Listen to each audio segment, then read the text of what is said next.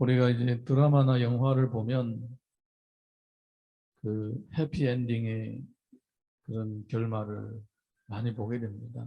처음에는 주인공이 온갖 고난을 당하거나 수모를 당하거나 또 무시를 당하거나 여러 가지 어려운 상황들을 겪게 됩니다. 그런데 마음이 보는 사람도 마음이 막 졸이고 아찔아찔하고 막 감정의 기복이 같이 이제 춤을 춥니다. 그런데 마지막에 보게 되면 주인공이 뭐 잘 되거나 아니면 큰 업적을 이루거나 그렇게 드라마나 TV가 보통 영화라든가 이런 것들 그런 결말들이 많이 있습니다. 주인공이 뭐 평생 고생하다가 마지막 개죽음을 당했다 이런 영화가 많지 않아요. 가끔이다 있긴 있는데 많지 않아요. 다 좋게 끝난다 이것입니다. 사람의 마음에는 나의 인생의 결말, 인생의 마지막에 대해서 아름답게 좋게 끝나리라, 끝나면 좋겠다라는 이런 기대가 있는가 봐요. 그래서 이런 해피엔딩의 드라마나 영화를 많이 보게 되면서 자연스럽게 내 인생도 그렇게 되기를 바라는 이런 생각들을 하면서 살기도 합니다. 근데 사실은 대부분의 인생은 또 해피엔딩을 못합니다. 이게 쉽지 않은 것입니다. 대부분의 인생은 진짜 말 그대로 온 가족의 기쁨이 되면서 태어나고 그러면 점점 가족들을 속썩이면서 나중에 자기도 속 타면서 살다가 나중에 그냥 다른 사람을 속 태우면서 죽습니다. 그게 이제 대부분의 인생입니다. 뭐 물론 그런 이유가 여러 가지 있겠지만은 우리 성경을 보게 되면 아주 특별한 인물들이 있습니다. 욥 같은 경우에는 해피엔딩의 인생을 살았죠. 고난을 당했을 때 자기 나름대로는 야 내가 이제 이렇게 살다 그냥 끝나는구나. 뭐 다 빈털터리가 됐고 자녀들도 없고 몸도 병이 나고 발바닥부터 머리까지 뭐 골마 터지고 뭐 기왓장으로 뿍뿍 긁으면서 제덤에 앉아서 죽기를 기다렸습니다. 인생은 여기서 끝난다 이렇게 생각하는 것입니다. 그런데 그게 아니었어요. 그거는 그의 인생을 다른 한 단계, 더 높은 단계로 성숙시키는 하나의 과정이었다라는 것입니다. 이 과정이야말로 그의 인생을 위로 상승하는 그러한 디딤돌 역할을 했다는 것입니다. 그래서 고난이라는 것은 다 나쁜 게 아니에요. 물론 고난 자체는 좋지 않습니다. 그렇지만 이 고난을 겪는 사람이 어떤 방법으로 어떤 마음가짐으로 어떻게 고난을 잘 활용하느냐에 따라서 결과가 달라지는 것입니다. 우리 오늘 본문을 보게 되면 이 욥의 인생이 정말로 아름다운 결말로 마무리하는 이런 상황을 봅니다. 먼저 10절에서 11절 같이 읽겠습니다. 10절에서 11절 다 같이 시작. 욥이 그의 친구들을 위하여 기도할 때 여호와께서 욥의 공경을 돌이키시고 여호와께서 욥에게 이전 모든 소유보다 갑절이나 주신지라. 이에 그의 모든 형제와 자매와 이전에 알던 이들이 다 와서 그의 집에서 그와 함께 음식을 먹고 여호와께서 그에게 내리신 모든 재앙에 관하여 그를 위로하여 슬퍼하며 위로하고 각각 쾌시다 하나씩과 금고리 하나씩 주었더라. 아멘. 욥이 친구들 위해 제사를 드리고 기도를 했습니다. 자, 근데 참 성경을 기록을 보게 되면 봐요. 욥이 그의 친구들을 위하여 기도할 때에 여호와께서 욥의 공경을 돌이키시고 그 전에는 욥은 자기 가족들을 돌보면서 가족들의 영적인 리더로서 살아왔습니다. 근데 이제 고난을 겪고 난 후에 주님을 만나고 나서 주님은 그에게 친구들을 위해서도 제사를 드리고 또 기도를 하라고 했습니다.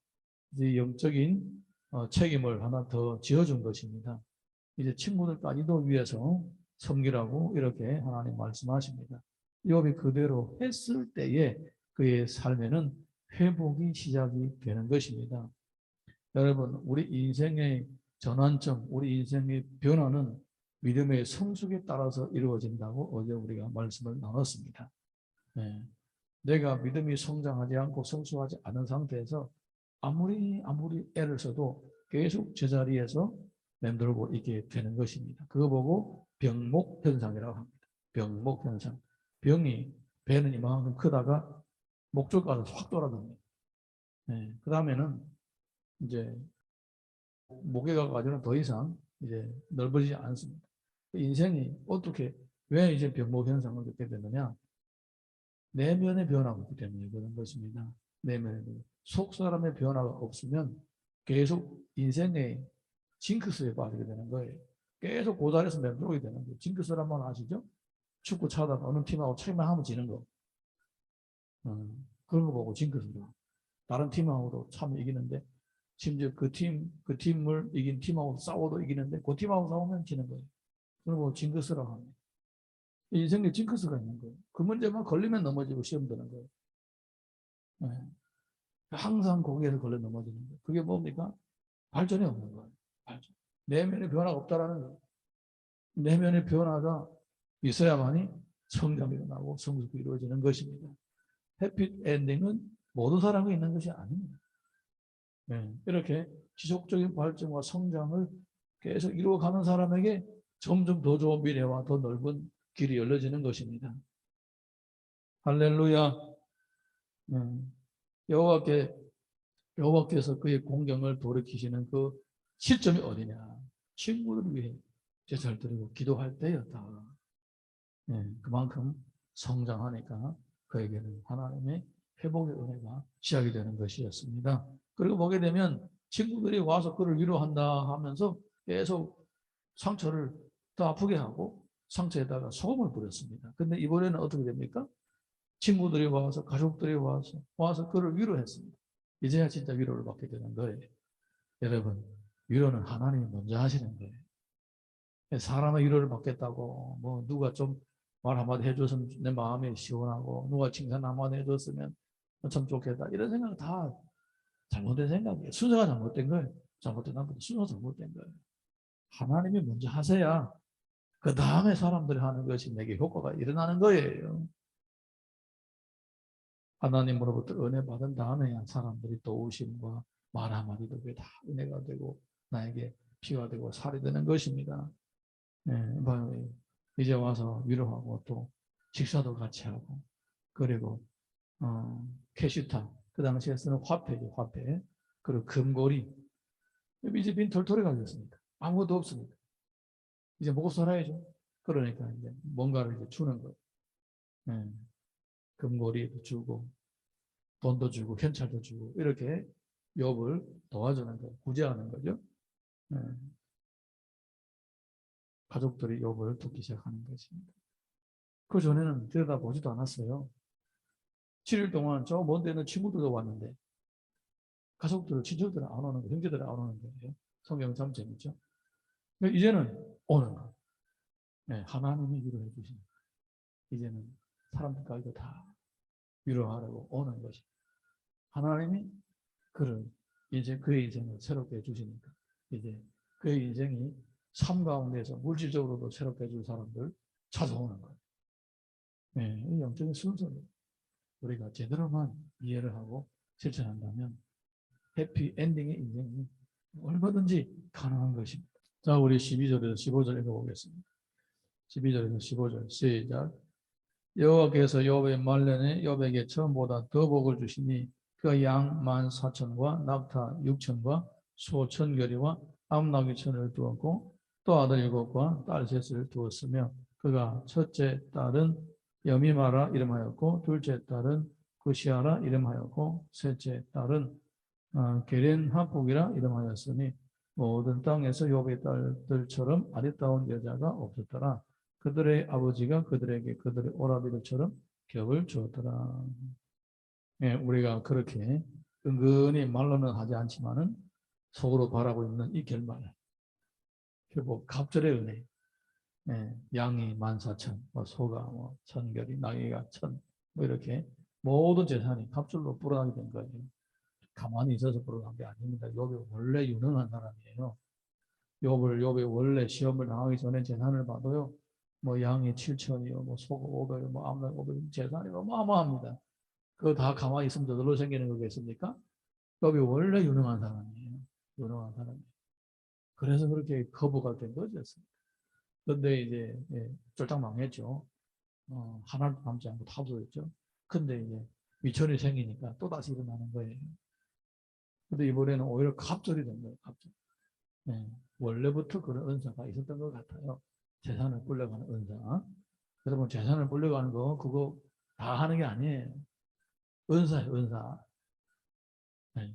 그래서 이 은사 없는 사람은 그냥 은사를 달라고 기도하든지 아니면 그냥 먹고 살고 이제 기쁘게 살고 그냥 이렇게 즐기는 거지. 그렇게 이제 생각을 해야 되는 거예요. 돈을 뭐 억대 부자 뭐 그렇게 되는 게 아니에요. 물론 하나님께서 필요를 따라서 특별한 사역을 위해서 주시기도 하시지만은 이 돈을 원래 가지고 불리는 거는 이거는 욥의 은혜를 받아야 됩니다. 할렐루야. 예. 이렇게 모든 것을 갑절로 받게 되었습니다. 어떻게 갑절 받게 되었느냐? 그가 시험을 이기고 난 후에 믿음이 성장한 다음에 이제는 주님과 진짜 인격적인 대면을 할 수 있을 때에 그의 이 모든 이 재산을 불려나가는 이 은사도 철저하게 극치로 개발이 되어서 재산을 갑절로 불리는 것이 아니겠는가 한번 생각을 해봅니다. 네. 자, 우리 16절 보겠습니다. 16절 다 같이 읽습니다. 시작. 그 후에 욥이 140년을 살며 아들과 손자 4대를 보았고 욥이 늙어 나이가 차서 죽었더라. 나이가 차서 죽었더라. 병 때문에, 사고 때문에, 재난 때문에 아니라 자연사, 자연사. 뭐 아프지도 않고 자연사로 돌아가시는 거예요. 얼마나 아름다운 인생의 결말입니까? 네, 이런 인생의 결말 아무나 다 맞이할 수 있는 것이 아니다.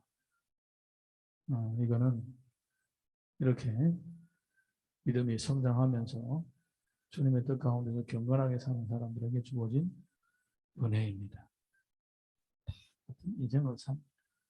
다 같은 인생을 살지만은 같은 인생은 아닌 거예요. 같은 결말은 아닌 거예요. 계시록 2장 7절 보게 되면 비유는 자는 성령이 교회들에게 하시는 말씀을 들을지어다. 이기는 그에게는 내가 하나님의 낙원에 있는 생명나무 열매를 주어 먹게 하리라. 이기는 자에게 주시는 하나님의 은혜가 바로 욥에게 주어진 이런 은혜입니다. 그래서 이 믿음의 생활에서 승리한 사람에게는 삶에서도 승리할 수 있는 은혜가 주어지게 되는 것입니다. 요한 1서 5장 4절 보게 되면 무릇 하나님께로부터 난 자마다 세상을 이기느니라. 세상을 이기는 승리는 이것이 곧 우리의 믿음이라. 믿음으로 이긴다라는 이 말씀을 잘 또 터득을 하시고 생활 가운데서 실천을 하심으로써 영적인 승리만 얻을 뿐만 아니라 삶에서도 꽃을 피울 수 있기를 주님의 이름으로 축복합니다. 요한복음 16장 33절 보게 되면 이것을 너에게 이르는 것은 너희로 내 안에서 평안을 누리게 하려 함이라. 세상에서 너희가 환난을 당하나 담대하라. 내가 세상을 이겼노라. 예수님은 어려움을 겪을 때에 담대하라고 합니다. 왜냐? 주님이 세상을 이겼다라는 거예요. 그 주님이 세상을 이겼는데 나하고 무슨 상관이냐? 주님을 믿는 사람은 주님이 이 세상을 이긴 것처럼 자신도 세상을 이긴다는 거예요. 주님만 이겼을 뿐만 아니라 욥과 같은 믿음의 사람들도 이겼고 아브라함과 같은 믿음의 사람들도 이겼고 모든 믿음의 사람은 믿음으로 이기고 그들의 영적인 그러한 수준은 끊임없이 성장해가고 자라갔던 것입니다. 네, 우리 교회 성도 여러분들은 내면의 성장에 초점을 맞추고 매일매일마다 주님 안에서 성장합니다. 영적인 근육이 탄탄해져서 어려운 상황에 힘들 때마다 패배자가 되지 말고 어쩔 수 없이 내가 이렇게 실수를 하고 어쩔 수 없이 내가 이렇게 실패를 했다. 이런 핑계를 대지 말고 어쩔 수 없이 내가 이겼다. 오히려 이런 인생, 반전의 인생 되시기를 주님의 이름으로 축원합니다. 찬양 부르고 기도하겠습니다.